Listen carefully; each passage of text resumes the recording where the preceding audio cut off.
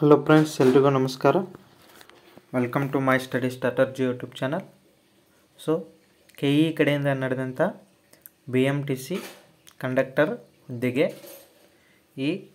ಈಗಾಗಲೇ ಪೇಪರ್ 1ನ್ನು ನಾವು ಸಾಲ್ವ್ ಮಾಡಿದ್ದೇವೆ. ಈಗ ಪೇಪರ್ 2 ಅಲ್ಲಿ ಸಾಮಾನ್ಯ ಕನ್ನಡ. ಸೊ ಮೊದಲೇ ಕ್ವಶನ್ ಏನು, ಕತ್ತಿಮಸೆ ಈ ನುಡಿಗಟ್ಟಿನ ಅರ್ಥವೇನು? ಸೊ ಕತ್ತಿಮಸೆ ಈ ನುಡಿಗಟ್ಟಿನ ಅರ್ಥ ಏನಾಗುತ್ತೆ? ದ್ವೇಷ ಸಾಧಿಸು. ಸೊ ಇಲ್ಲಿ ದ್ವೇಷ ಸಾಧಿಸು ಅಂತ ಆಗುತ್ತೆ. ಕಂಬನಿ ಈ ಪದದಲ್ಲಿರುವ ಸಂಧಿ ಯಾವುದು? ಸೊ ಕಂಬನಿ ಈ ಪದದಲ್ಲಿ ಆದೇಶ ಸಂಧಿ ಇದೆ. ನೆಕ್ಸ್ಟು, ಮೈ ಮುಚ್ಚು ಈ ಸಮಾಸಕ್ಕೆ ಉದಾಹರಣೆಯಾಗಿದೆ. ಸೊ ಮೈ ಮುಚ್ಚು ಅನ್ನೋದು ಇದು ಕ್ರಿಯಾ ಸಮಾಸಕ್ಕೆ ಉದಾಹರಣೆಯಾಗಿದೆ. ಬಿರುಗಾಳಿಯಿಂದ ಈ ಪದದಲ್ಲಿರುವ ವಿಭಕ್ತಿ ಪ್ರತ್ಯಯ. ಸೊ ಇದರಲ್ಲಿ ಬಿರುಗಾಳಿಯಿಂದ ಅಂದರು. ಸೊ ಇದರಲ್ಲಿ ಇಂದ ಬರ್ತದೆ. ವಿಭಕ್ತಿ ಪ್ರತ್ಯಯಗಳು ಪ್ರಥಮವು, ದ್ವಿತೀಯ ಅನ್ನೋ, ತೃತೀಯಿಂದ, ಚತುರ್ಥಿಗೆ, ಪಂಚಮಿ ದಶೆಯಿಂದ. ಸೊ ಇವ ವಿಭಕ್ತಿ ಪ್ರತ್ಯಯ. ಇದ್ರೊಳಗೆ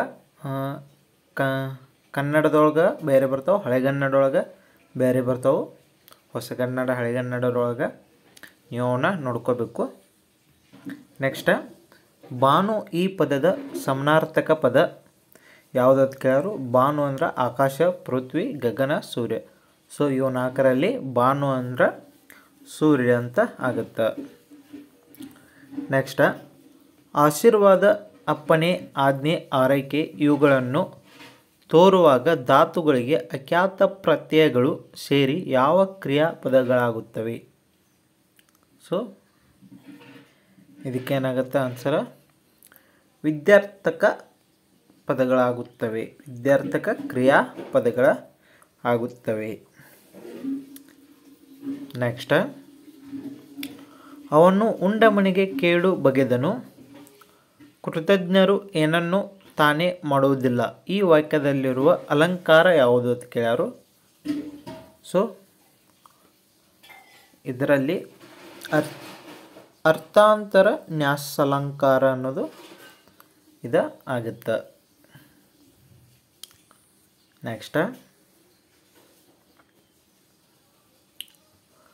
ಪಾರದಿ ಪದದ ಅರ್ಥ.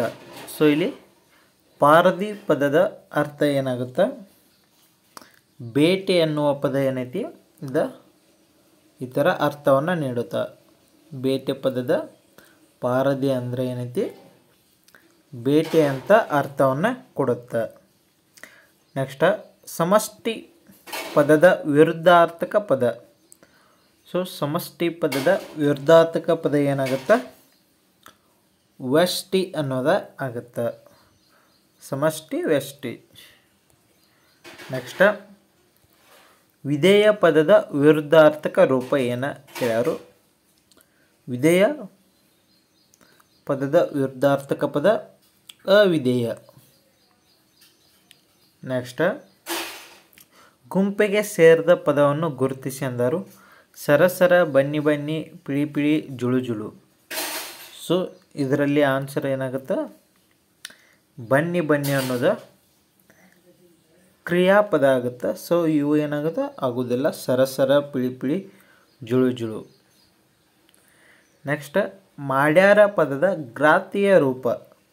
ಸೊ ಮಾಡ್ಯಾರ ಅಂದ್ರೆ ಮಾಡಿದ್ದಾರೆ ಅಂತ ಅರ್ಥವನ್ನು ಕೊಡುತ್ತೆ.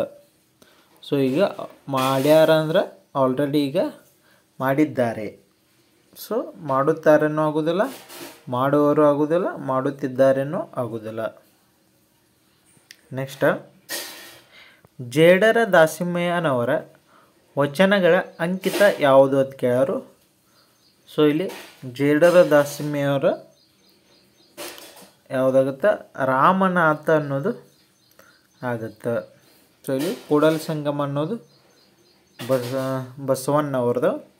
ಸೊ ಇಲ್ಲಿ ರಾಮನಾಥ ಅನ್ನೋದು ಜೇಡರ ದಾಸಿಮಯ್ಯವರ ವಚನಗಳ ಅಂಕಿತ ನಾಮ.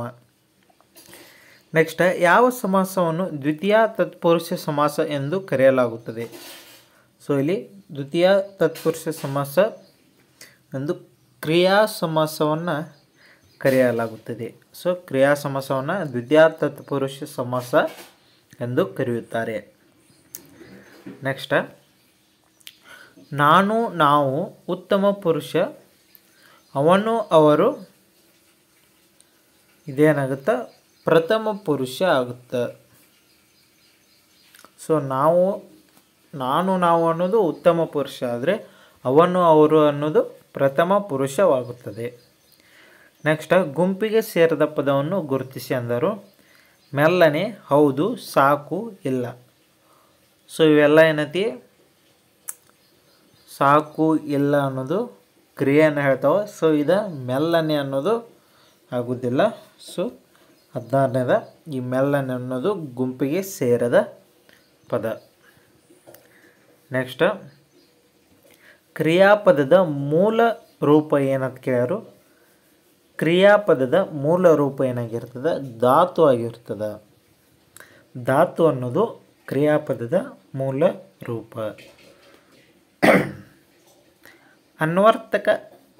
ಅನ್ವರ್ಥನಾಮವೆಂದರೆ, ಸೊ ಅನ್ವರ್ಥನಾಮ ಎಂದರೆ ಇಲ್ಲಿ ಕರೆಯುವುದಕ್ಕಾಗಿ ಇಟ್ಟ ಹೆಸರು ಏನಾಗುತ್ತೆ, ಅಂಕಿತ ನಾಮ ಅಂತ ಆಗುತ್ತೆ.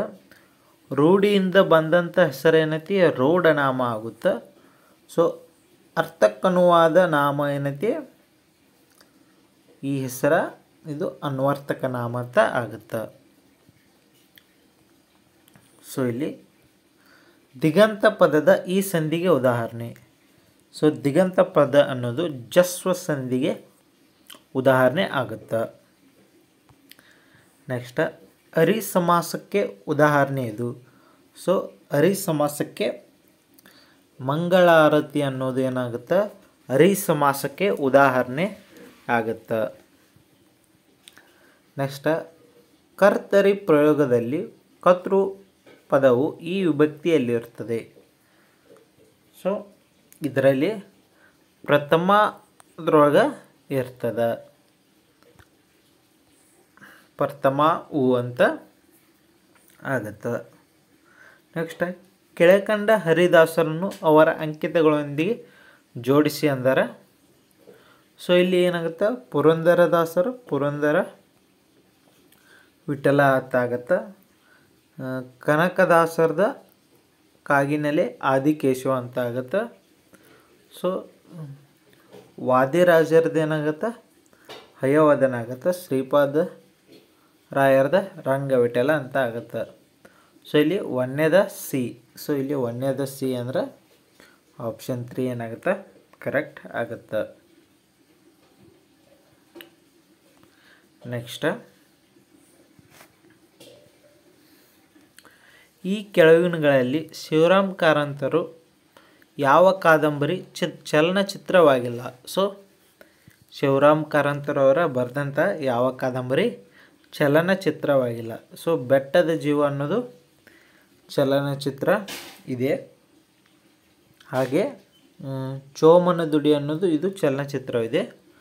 ಚಿಗುರಿದ ಕನಸು ಇದು ಚಲನಚಿತ್ರವಿದೆ. ಮೈಮನೆಗಳ ಸುಳಿಯಲ್ಲಿ ಏನೈತಿ ಇದು ಚಲನಚಿತ್ರವಾಗಿಲ್ಲ. ನೆಕ್ಸ್ಟ್, ಶೂನ್ಯ ಸಿಂಹಾಸನದ ಪೀಠದ ಅಧ್ಯಕ್ಷರು ಯಾರು. ಶೂನ್ಯ ಸಿಂಹಾಸನ ಪೀಠದ ಅಧ್ಯಕ್ಷರು ಅಲ್ಲಮ ಪ್ರಭುವರು ಆಗಿದ್ದರು. ನೆಕ್ಸ್ಟ್, ಚನ್ನಬಸವಣ್ಣವರು ಆಗಿದ್ದರು. ಸೊ ಮೊದಲಿಗೆ ಅಲ್ಲಮ ಪ್ರಭುವರ ಇದ್ದರು. ನೆಕ್ಸ್ಟ್, ಇವುಗಳಲ್ಲಿ ಯಾವುದು ಜ್ಞಾನಪೀಠ ಪುರಸ್ಕೃತ ಕೃತಿ ಅಲ್ಲ. ಸೊ ಇದು ಶಿವರಾಮ್ ಕಾರಂತರ ಈ ಮುಖಜಿ ಕನಸುಗಳು ಐತಿ. ಮಾಸ್ತಿಯವರ ಚಿಕ್ಕವೀರ ರಾಜೇಂದ್ರ ಐತಿ.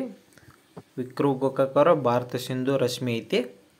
ಸೊ ಈ ಮಲೆಗಳಲ್ಲಿ ಮದುಮಗಳು ಅನ್ನೋದು ಇದು ಜ್ಞಾನಪೀಠ ಪುರಸ್ಕೃತ ಕೃತಿ ಅಲ್ಲ. ನೆಕ್ಸ್ಟ್, ಈ ಕೆಳಗೆ ಕಾಣಿಸಿದ ಕವಿಗಳಲ್ಲಿ ಯಾರು ಕವಿ ಚಕ್ರವರ್ತಿ ಬಿರುದು ಹೊಂದಿಲ್ಲ. ಸೊ ಇಲ್ಲಿ ಕವಿ ಚಕ್ರವರ್ತಿ ಪಂಪನವ ಹೊಂದಿಲ್ಲ. ಸೊ ಮತ್ತು ಇನ್ನೊಂದು ಕವಿ ರತ್ನಾಯಿತರು ಅಂತ ಕರೀತಾರೋ. ಸೊ ಅದರಲ್ಲಿ ಜನ ಬರೋದಿಲ್ಲ. ಸೊ ಈ 3 ಜನ ಕವಿ ರತ್ನತೆಯರು ಕವಿ ಚಕ್ರವರ್ತಿಯೊಳಗೆ ಪಂಪ ಬರೋದಿಲ್ಲ. ಈ ರನ್ನ ಪೊನ್ನ ಜನ್ನ ಏನೈತಿ ಇವು 3 ಜನ ಆಗ್ತಾರೆ. ನೆಕ್ಸ್ಟ್ ಇವುಗಳಲ್ಲಿ ಮಹಾಕವಿ ಕುವೆಂಪು ಅವರ ಜನ್ಮಸ್ಥಳ ಯಾವುದು ಅಂತ ಕೇಳ್ಯಾರು. ಸೊ ಮೋಸ್ಟ್ ಆಫ್ ಜನ ಏನಂತ ತಿಳ್ಕೊತಾರೋ ಅವ್ರ ಹೆಸರೊಳಗೆ ಐತ್ರಿ ಅಂಥೇಳಿ ಕುಪ್ಪಳ್ಳಿ ಅಂತ ಹಾಕ್ತಾರೋ, ಬಟ್ ಅದು ರಾಂಗ. ಸೊ ಅವರ ಜನ್ಮಸ್ಥಳ ಆಗಿದ್ದು ಹಿರೇಕೊಡಿಗೆಯಲ್ಲಿ ಅವರ ಜನ್ಮಸ್ಥಳವಾಗಿದೆ. ನೆಕ್ಸ್ಟ್ ಕೇಳಿಸುತ್ತಿದೆ ಅವರ ಅಂದು ನುಡಿದಿದ್ದು ಇಂದು ನುಡಿದಂತೆ ಅಂತ ಐತಿ. ಈ ಮೇಲಿನ ವಾಕ್ಯವನ್ನು ಅರ್ಥಪೂರ್ಣವಾಗಿ ಜೋಡಿಸಿ ಬರೆದಾಗ ಪದಪುಂಜ ಕ್ರಮಸಂಖ್ಯೆ ಇದು ಅಂತ ಹೇಳ್ಯಾರು. ಸೊ ಯಾವ ರೀತಿ ಬರ್ತದ,